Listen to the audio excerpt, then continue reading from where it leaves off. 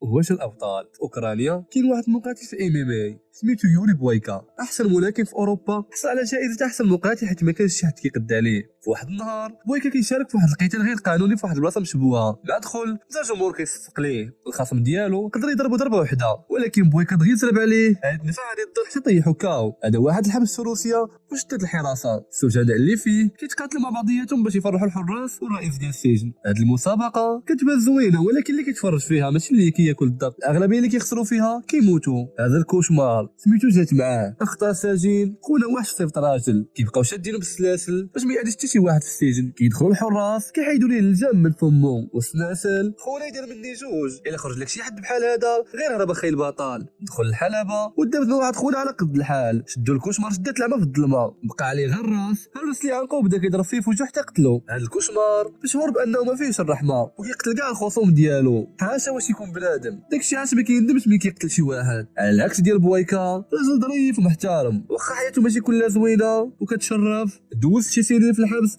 هو دا مطلوب في روسيا، كيحاول ينقص الاخطاء اللي كان كيدير وبغى يتغير، ديما كيمشي كيساعد في الكنيسه، الكاهن حتى هو ديما كينصحو باش يبعد من الاخطاء، وقال لي ما تبقاش تقاتل وبعد من العنف. جاوب بويكا قال لي هذه هديه من الله، غيبقى يكمل في الموهبه اللي عنده، ولكن دابا بشي حاجه قانونيه، ما بغاش يبقى يتقاتل في بلايص مشبوهين مره اخرى. المدير ديال بويكا كيقرب منه كيقول ليه بامكانك دابا تقاتل بشكل قانوني في المنافسات ديال ام ام اي، الا فاز في هذه المباراه الاولى اللي عنده غيكون مؤهل انه يشارك في بطوله العالم. الغد ليه كيلعب المباراه، هذه وحده من اهم المعارك عند بويكا ومستعد يدير اي حاجه باش يربحها. الراجل اللي غينافسو سميتو فيكتور روسي. كتبدا المباراه وبدا القتال، بويكا نجح باش يخوي بكاع الدق اللي جا فيه من عند فيكتور، هادشي اللي كيدل على قوه الدفاع ديالو. فيكتور تعصب ولكن بويكا لعب مرتاح، ضربو بواحد الركبه للنيف خونا طيحو. الجمهور والحكام كيتفرجوا عاجبهم الحال. فيكتور واخا هكاك ناض سحب ليه مباراه ثلاث، بويكا عاود شدو ضربو مره اخرى وناض عاوتاني. هادشي اللي عصب بويكا ويضرب بواحد الكلاك طيحو دوده في الارض. من بعد ما نجح جاو عند المنظمين وعطاو دعوه باش يشارك في المسابقه، ووصلوا واحد المبلغ من اداره الفريق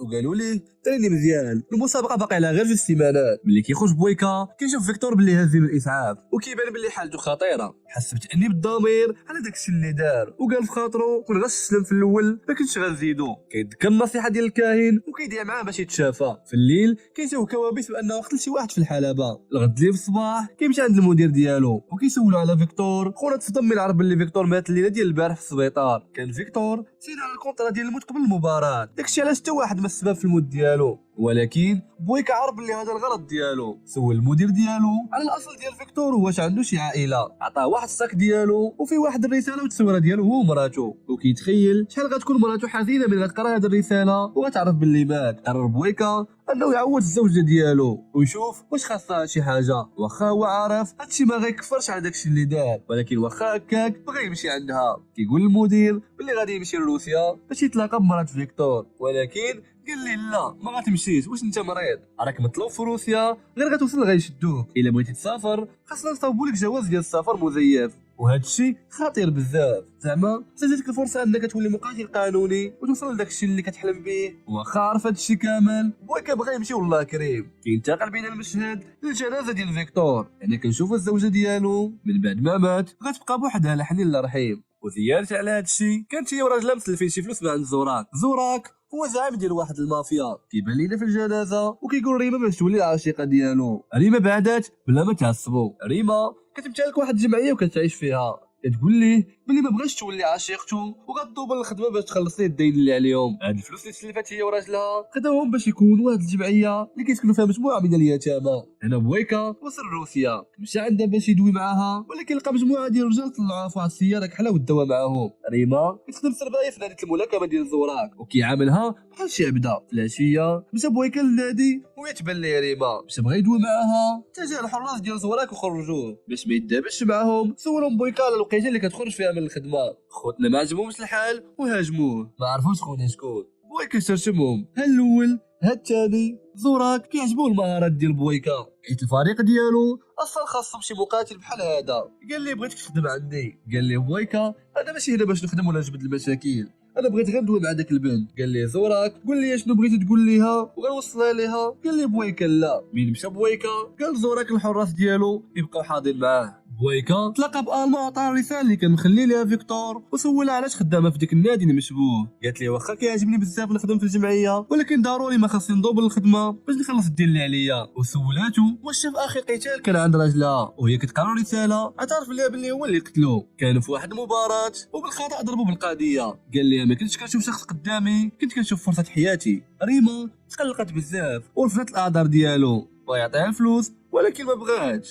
قالت ليه هادو هما اللي خلاوك تقتل لي راجلي وهي تمشي. مشى بويكا عند زوراك وقال لي غنقاتل في الفريق ديالك وقال لي في المقابل ما غتبقى تسال ريما والو وغتولي حره. قال لي خاصك تربح 3 ديال المباريات ضد المقاتلين ديالي باش تولي ايما حره. هذا المقاتل الواعر عنده قال لبويكا غنشدك غنقتلك. صافي بويكا وافق وقال لي خلي هاد خونا اللي فيه الهضره بزاف هو الاخر. وقال لي زوراك واخا بويكا. خونا تصدم ملي سمع سميتو قال كيفاش عرفها. زوراك قال لي صحاب لك ما غنعرفش راه انا اللي مالك هاد المدينه وعارف باللي جيتي بجواز سفر مزيف ولكن ما تخافش البوليس خدامين عندي ضربهم على حسابي. غد ليه صادف مع ريما وقالت لي بلي ما بغاتش التعاطف ديالو وقالت لي رجع في حاله ولكن بويكا وصل على انه يعاونها ويردها حره. وقال لي هادشي ما كنديروش على قبلك كنديرو على قبلي. كيمشي لواحد لاصه قريب من البلاصه اللي ساكن فيها باش يبدا التدريبات ديالو وكيجي عنده واحد خونا وكيبدا يطبق عليه المسطره. بويكا ما عطلوش ضربو برجليه ضربه واحده طيحو الارض وبدا عليه غير الراس. الغد ليه هو الافتتاح ديال المباراه الاولى. بويكا بدا المقاتل ديالو مع واحد المقاتل محلي في المسابقه. خونا بدا كيضرب شي ضربات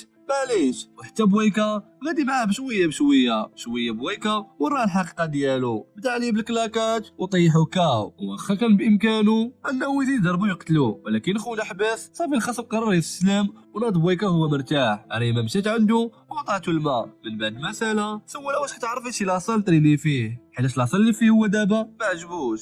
ريما كتفكر في البلان وكتقول لي تقدر تستعمل لاصال اللي كاين في الجمعيه. ريما ولفات الوجود ديالو من ولا كيتدرب عندهم. المباراه الجايه غيتقاتل بويكا مع جوج ديال الخوت غتكون القضيه فيها 2 ضد 1. بويكا تفاجأ حيت ما علموش قبل على القواعد. قال لي زوراك في الصاله ديالي القواعد انا اللي كنديرهم وبدا كيضحك. صافي بدات المباراه بويكا كيلقى صعوبه باش يدابز معاهم كيضرب هذا كيجي الاخر من اللور وانا ما قدرش يركز. داز شويه د الوقت بدا كيولف وناض ليهم بدا يضرب هذا من جهه والاخر من جهه اخرى. طيح الاول مع ناض ما طلع عليه واحد من اللور وضربوا لظهره اللي كان مضروب فيه. بويكا بدا كيتالم وتوتر وبدا الجمهور كيصفق ليه وكيشوف ريما وكيقرر انه يكمل القتال. رجع ليهم ضرب الاول 2 ضربات وطيحوا وما غيطيح الاخر حتى هو حتى ما كان متوقع انه غيربح من غير انا بطبيعه الحال.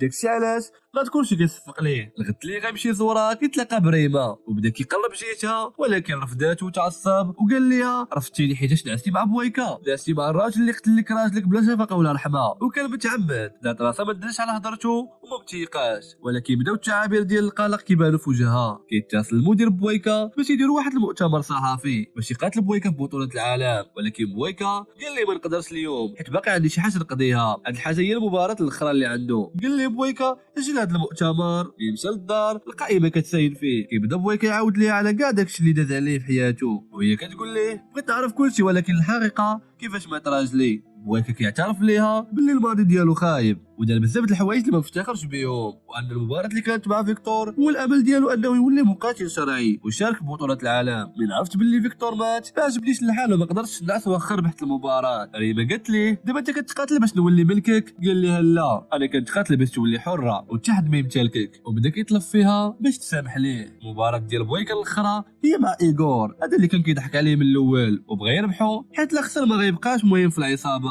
داكشي علاش غيلعب ايغور هاد المباراه بكاع داكشي اللي عنده. كيبدا يضرب بويكا واحد الشعره ما يمكنش قدر يضرب بويكا وكيهاجمو بكاع داكشي اللي عنده. كان كيستهدف الظهر ديال بويكا حيت عارفو مضروب وهذيك هي نقطه الضعف ديالو. واخا هكاك بويكا كيفاجئو كيضرب واحد الهاي كيك كيطيحو للارض. دابا بويكا دخل في المباراه كيضرب ايغور بالكاو وكيطيحو كيبدا يسيل منه الدم. انتصر بويكا في المسابقه كامله وخلص الدين ديال ريما ولكن زوراك كان ضارب حساب لكل شيء وقال ليه اجي فين غادي انت راه الاتفاق ديالنا مازال ما كمل حتى تغلب البطل ديالي. بويكا قال ليه اللعب ديال الدراري الصغار ما كناش متفقين على هذا الشيء. صون على المدير قال لي انا غنتعطل شويه. قال لي المدير الا فلتي الطياره اللي غتمشي مع 12 غنسى شي حاجه سميتها بطوله العالم والحلم ديالك غيضيع. واخا هكاك خونا ما بغاش يمشي حتى يرد ريما حره. قال لي جيب لي ديك البطل ديالك دابا الفريه معاه وفي نظركم شكون هو الخصم الجديد ديالو؟ هو هذاك الكوشمار. خرجوه من السجن بطريقه غير قانونيه وجابوه للحلبه. خونا شادينو بالسلاسل وجابوه بحال شي حيوان مفترس. غير بدات المباراة بويكا بدا عليه بالضريب ولكن بحال كيضرب في الحيط، خونا ما كيحس بوالو وبويكا كان عيان حتى يلاه سال المباراة الاولى. الكوشمار بدا عليه كلاك في راسو طيحو على راسو، خونا صافي ما قدرش ينوض ولكن غير شاف ريما جمع القوة ديالو وناض ليه. بويكا شد الكوشمار ضربو بكلاك وبدا كيخوب الضربات ديالو، طيحو ويهرس ليه يديه اليمنية. مع ناض بعد ضربو خرجوا من الحلبة. خوتنا ما فهموا والو وسالت المباراة بالفوز ديال بويكا. زوراك بغى يخطف ريما ويهرب بها وطلب من الحراس يقتلوا بويكا. الحراس بداو كيضربوا فيه وما يطيحوه ولكن ملي شاف ريما كتختطف خونا ناض وجمع القوة ديالو، جبالهم هادو اللي كانوا كيضربوا فيه وقتلهم كاملين. هز السلاح وقتل رئيس الحراس ديال زوراك ومشى لعندو وكيهاجموا بويكا. زوراك كيضربوا بسلاح لرجليه واخا هكاك طيحوا وضربوا بكلاك وخرقوا بيديه تخرج ليه الروح ديالو. شداتو ريما حيت مصاب وقال لها سمح لي على كاع داكشي اللي درت. وصلت الشرطه وما يهزوه من كانوا غاديين به، قال لها سمح لي مره اخرى. ريما ما جاوباتو بوالو، رجع بويكا للحبس ثاني. من بعد 6 شهور زارتو ريما وقالت ليه باللي سمحات ليه واخا خونا ضاني الحلم ديالو بانه يكون مقاتل قانوني ولكنه ارتاح من سمع هضرتها. بقى خونا هو البطل الاول في العالم وكيكمل المباريات ديالو داخل الحبس.